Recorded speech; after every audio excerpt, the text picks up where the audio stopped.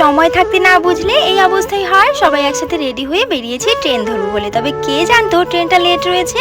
তাই আর কি, অপেক্ষা তো করতেই হবে। একবার যেহেতু বেরিয়ে পড়েছি, বাড়ি তো আর ফিরে যেতে পারবো না বলো।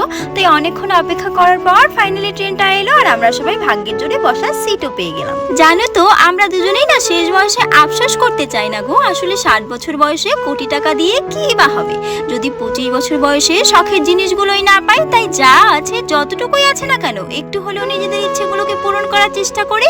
ফাইনালি প্ল্যাটফর্ম ছাড়া কানকি স্টেশনে অনেক কষ্টে নেমেই না চলে এসেছি বাবা রামদেবের মন্দিরে। আর সত্যি বলছি, চারিপাশের এই দৃশ্য আর শ্রীকৃষ্ণের এক নাম শুনেই না শরীরটা যেন কাঁটা দিয়ে ওঠে। কি অদ্ভুত মায়া এই মন্দিরে, সত্যি সেটা না আমি তোমাদের বলেও বোঝাতে পারবো না। তবে ভগবানের কাছে আমরা বেশি কিছুই চাই না, শুধু চাইবো আমাদের সম্পর্কটা যেন আজীবন এরকমই অটুট থাকে। নিখুঁত হওয়ার দরকার নেই, তবে যেন বিশুদ্ধ বন্ধু হয়ে থাকতে পারি গো।